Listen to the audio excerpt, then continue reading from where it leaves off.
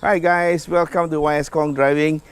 This is the Honda HR-V Hybrid and we have just driven all the way from Petaling Jaya to Kuantan, and right now we are somewhere in the hotel grounds of the Hyatt Regency Kuantan, and we're going to do a little walk around to acquaint you more with the HR-V Hybrid.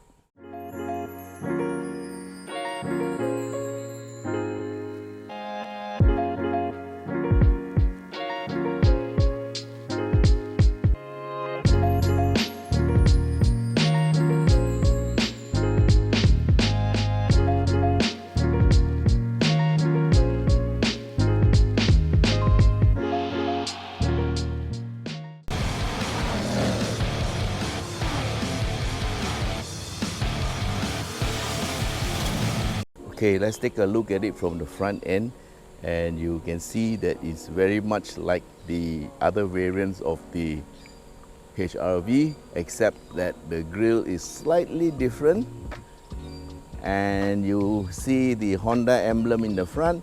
It has a blue accent, and that is some sort of international symbol for hybrid or electric car. Blue is like blue electric, yeah. And along the sides, not much is different. The HR-V Hybrid RS has got 18-inch wheels, similar to the V-Spec Turbo that we have already tested up Genting. So both the V and the RS share the same wheel specs at least, and the internals are very similar, except for one or two changes because one is a hybrid and the other one is not. Okay, there's one very interesting feature which a lot of cars now have, and this is the kick boot. And yes, it works very well. This is the kick open boot and it works. And here is another feature. The HR-V has got a walk away close the boot function, and this is the button here. Look at the button, you press it and you see the light is on, and if you walk away you don't have to worry about closing the boot because it will close by itself. There you go. Okay, this is the 1.5 liter Atkinson cycle that does the charging of the batteries for the HR-V RS. Now at high speeds above 110 or 120, the electric motor turns off and the engine takes over to continue powering the car. And then as you slow down, the engine will go off and the battery will again take over, or rather the motor will take over. So basically this is the hybrid system for the Honda HR-V RS, and this is a very similar system to what you have in the City RS. The only difference is this HR-V runs a different final drive, so it's actually a lowered final drive to give it more traction and more power. These are the LED headlights for the RS.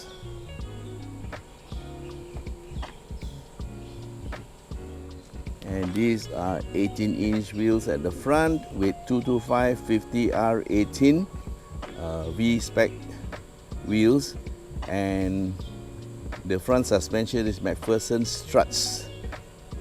Down there you see a ventilated disc with a single pot floating caliper. Along the sides we see the cladding at the bottom, which is painted in black, and up here you see this is the lane watch camera, which actually shows you what is on the left hand side of the car every time you turn the left signal to signal your intention to turn left. So it's a great safety feature. Unfortunately there's none on the right, and Honda does not have blind spot monitors, only the lane watch. Over at the back you get a solid disc with a single floating caliper, and this is the torsion beam setup for the rear, and the rear tires are the same size. Okay, inside there you can see the coil springs. This torsion beam is like a H beam, so it does allow a little bit of flexing, which kind of explains why the car actually handles quite well. So at the back again you get LED lights and also the centerpiece that stretches all the way from one side to the other, including the Honda badge here that's again in blue, and these are the reversing lights. So everything looks pretty nice from the back. I like the shape of the back end. Yes. Okay, here's a view of the rear suspension of the HEV RS. You can see the coil springs right in the middle of the frame, and then there's a torsion beam that goes right across. You can't see all of it, and it goes all the way to the other side. A simple mechanism that allows Honda to make use of the space inside more efficiently. Okay, looking at the rear end of the car from the back, so this is the tonneau cover, and it comes up with the boot as you come up, but as you close it, it will cover this area. So that's an ingenious way of fitting a tonneau cover. So elsewhere you see courtesy lights on the right and on the left, and down here you have boot area, and the hybrid battery sits inside here, and there's no spare tire. The tire repair kit is supposed to be put here, but well, they've taken it out. And over here you have the jack and the tool kit. Very simple and effective layout. And of course you can see that's the top tether for the child seat, and this is the rear seat that folds like that, and this is for you if you want to have what you call long luggage. Okay, so here's the back seat area. I am sitting with the front driver's seat in its normal position, and there is plenty of room. So at the back here you can sit either 2 or 3 people, because the headrest there are 3, but of course if you put a center armrest down, it only seats 2. And here you got a water bottle holder, which is very good. It's just good for a half-liter mineral water bottle, and I like it because it's very convenient. Down here you have your aircon louvers. You can only control the direction of the air, and there is no other control, it's just a vent. And down here you have 2 USB ports for you to charge your phones. Okay, now let's show you the ultra seat design. Here is the standard rear seat, but the HRV has got this ultra seat design that's very good, and this allows you to have storage for tall items. Yeah, and this is the lock mechanism. If it's like this, the seat doesn't come down. You pull it up, it just comes down easily, and it locks down there. Very neat. And this is available on both sides. Here we go. This is the other side, and there you are, nice and big space for you. And if you want to have both sides, this is what it looks like. Very good idea.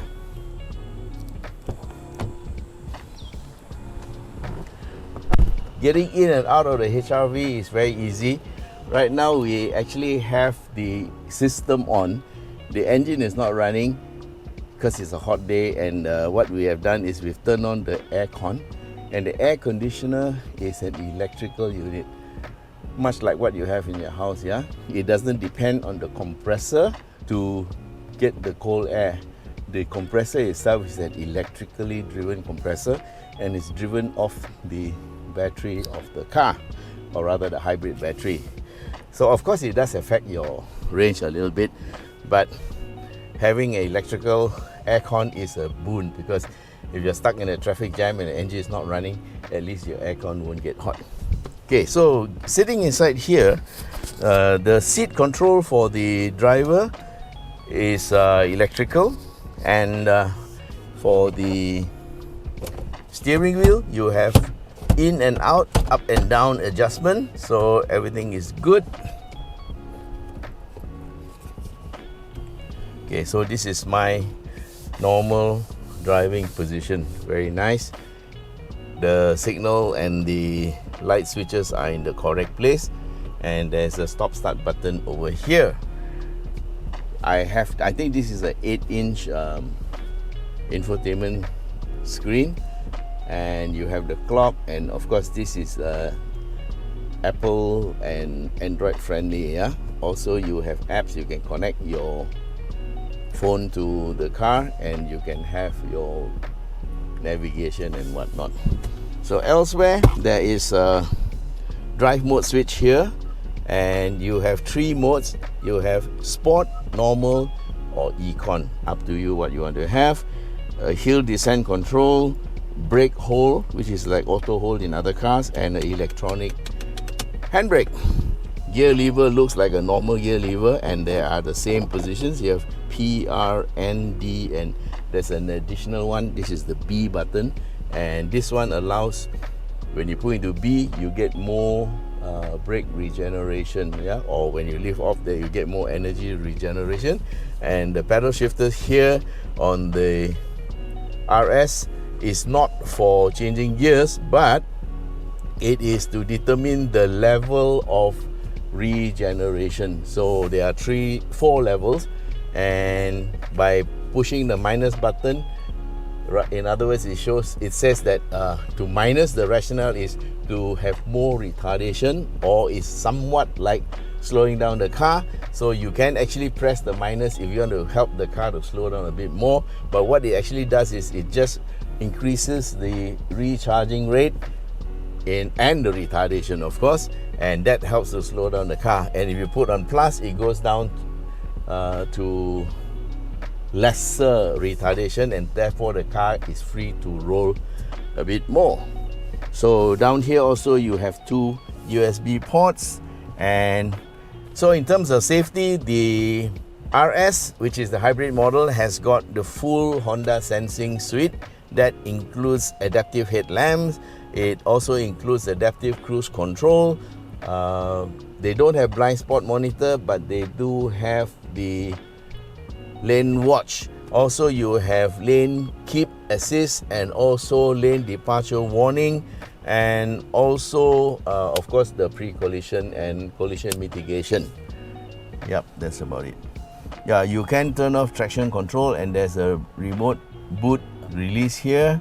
And this one is a multiple view toggle to check out the various views you have in the car.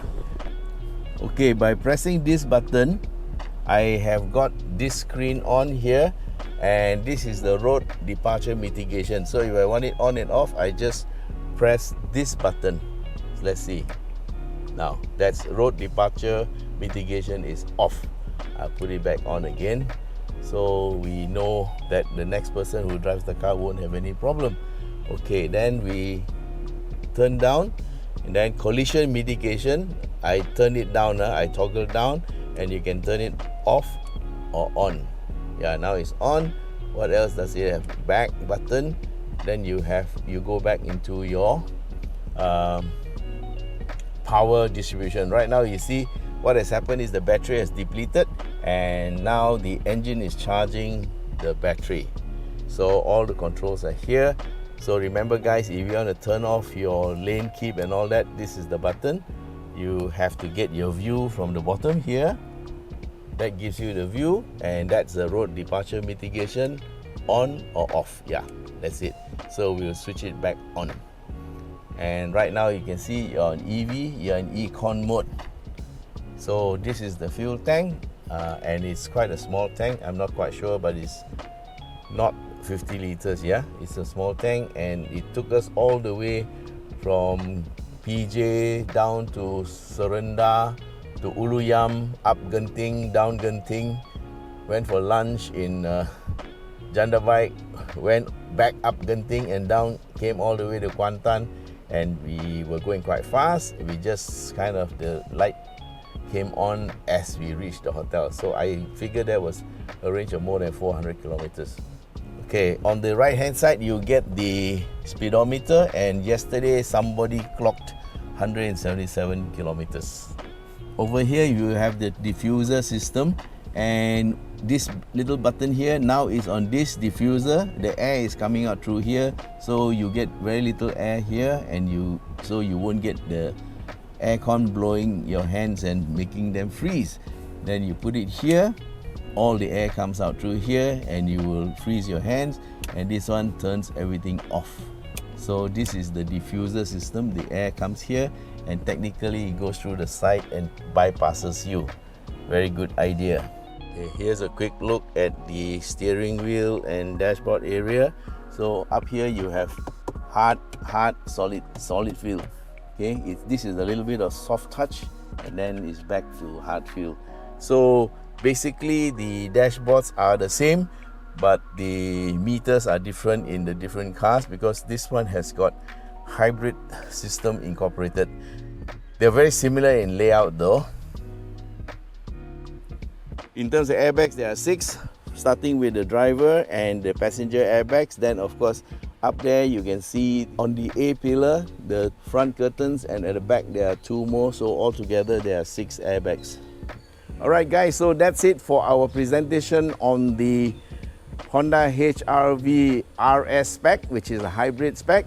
Hope you liked it, and if you do, please give it a like or give it a share to your friends. And don't forget, if you want to buy this car or book this car, you can do it through our website shop.yskhongdriving.com, or you can send me a WhatsApp at 016-335-0609. Thanks for watching. Until we meet again in the next video. Bye bye.